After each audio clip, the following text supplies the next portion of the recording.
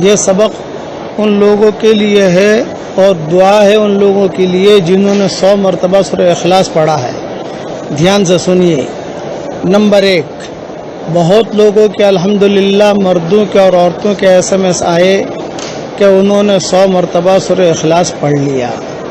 Number 2، میں ان کے لیے دعا کرتا ہوں کہ اللہ تعالیٰ ان کی اور ہماری قیامت تک کے آنے والی نسلوں کو اللہ قبول فرمائے، اور اللہ تعالیٰ ان کی جان کی، مال کی، ایمان کی، آبرو کی اللہ تعالیٰ پوری حفاظت فرمائے، اور قیامت تک کے آنے والی ان کی اور ہماری نسلوں میں کوئی بھی بے ایمان پیدا نہ ہو، کوئی بے نمازی پیدا نہ ہو۔ اللہ تعالیٰ اس کی غیب سے صورت و شکلیں پیدا فرمائے۔ اور یہ سب سے اہم دعا ہے کہ اللہ تعالیٰ ان پڑھنے والوں سے اور پڑھنے والیوں سے اللہ تعالیٰ راضی ہو جائے۔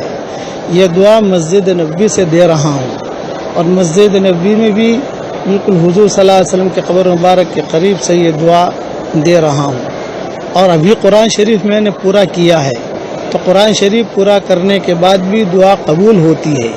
تو یہ دعائیں ان لوگوں کے لیے ہے اس لیے کہ بہت SMS آئے، امریکہ سے آئے، افریقہ سے آئے، آسٹریلیا سے آئے، فیجی، نیوزی لینڈ سے آئے، ہندوستان پاکستان سے آئے، دیہاتوں سے آئے، یہاں تک کہ میوات سے بھی آئے، سب جگہ سے کہ انہوں نے 100 مرتبہ سورہ اخلاص پڑھ لیا۔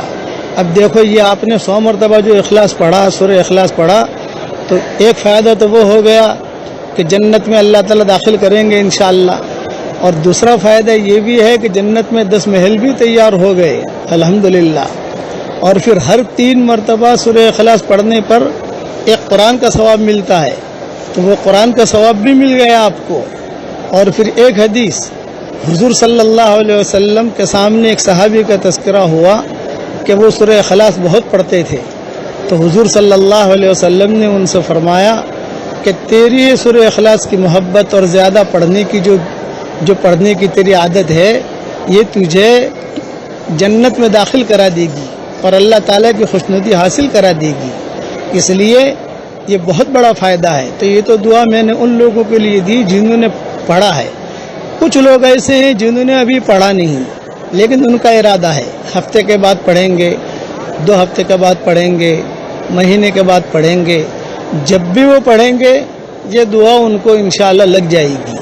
اور کچھ لوگ ایسے ہیں کہ جنہوں نے پڑھنے کا ارادہ کیا، نہ سننے کا ارادہ کیا، وہ غفلت میں ہی چلتے رہے، تو میں ان کے لیے دعا کرتا ہوں کہ اللہ تعالیٰ ان کی دل کی کھڑکیوں کو کھول دے اور اللہ تعالیٰ ان کی غفلت کو دور کرے۔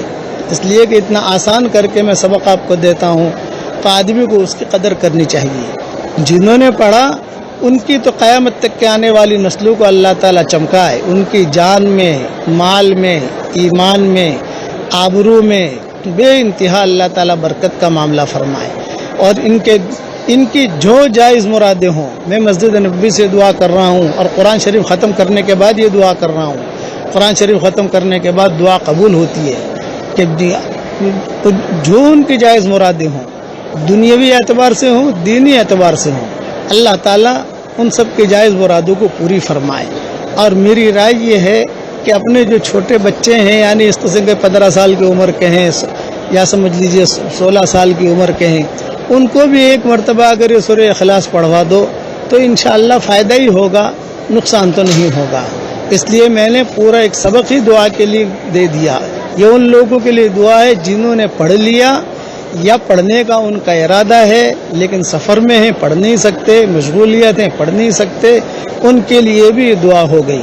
آخر میں یہ دعا ان لوگوں کے لیے جنہوں نے پڑھا کہ ہم جب دنیا سے جائیں اور اللہ کے دربار میں پہنچے تو ہمارے ہنسنے سے پہلے اللہ ہنس کر ہماری ملاقات کر رہا ہو۔ یہ دعا بھی اللہ ہم سب کے لیے قبول کرے۔ میں نے ابھی پڑھا نہیں ہے 100 مرتبہ، لیکن میری ابھی تھوڑی سی مشغولیت ہے، یہاں کچھ بیان وغیرہ چل رہے ہیں، لیکن میں نے بھی ارادہ کر لیا ہے تاکہ یہ دعا اللہ تعالیٰ میرے لیے بھی قبول فرمائے۔ آمین آمین۔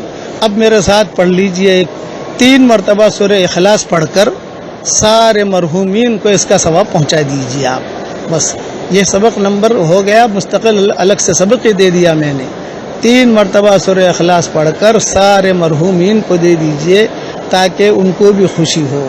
اللہ تعالیٰ یہ دعاؤں کو قبول فرمائے، اور جنہوں نے پڑھا نہیں، سنا نہیں، پڑھا ہے لیکن غفلت ہے، اللہ ان کی غفلت کو دور کرے، اور اللہ تعالیٰ ہم سب کی دل کی کھڑکیوں کو اللہ تعالیٰ کھول دے۔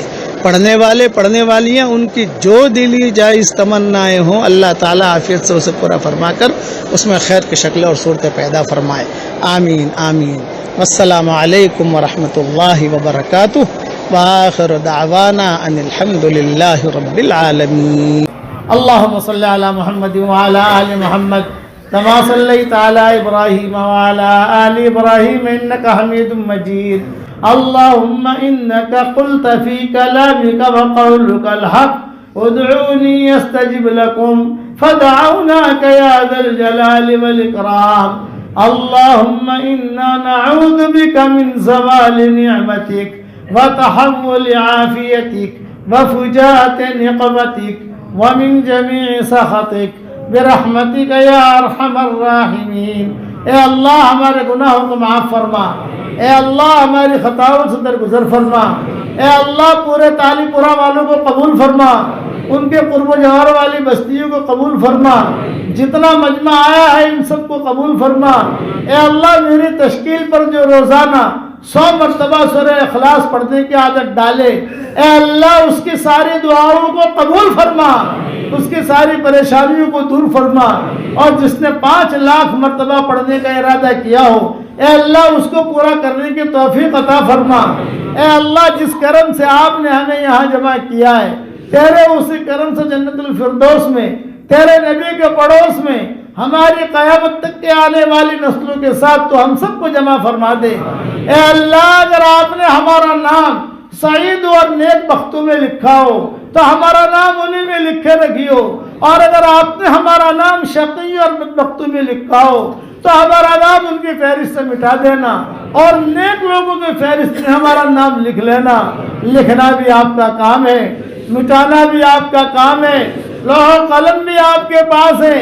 اے اللہ وہ چیزیں جس کا لینے کا ہم ارادہ کرتے ہیں مگر آپ ہمیں دینا نہیں چاہتے، اے اللہ اس کی محبت ہمارے دلوں سے نکال دے، اس کا خیال نکال دے، اس گلی میں آنے جانے کو ختم فرما دے، اور وہ چیزیں جس کا لینے کا ہم ارادہ نہیں کرتے مگر آپ ہمیں دینا چاہتے ہیں اس کی محبت ہمارے دلوں میں ڈال دے، اور اس گلی میں آنا جانا عافیت سے ہمارے لیے آسان فرما دے۔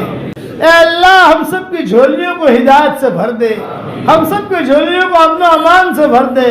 اے اللہ جو مجھے اپنی دعاؤں میں یاد رکھے میری ساری دعاؤں میں اس کا پورا پورا حصہ عطا فرما، اور اپنے فضل و کرم سے ہماری دعاؤں کو قبول فرما۔ سبحان ربک رب العزت عما یصفون وسلام علی المرسلین والحمد للہ رب العالمین۔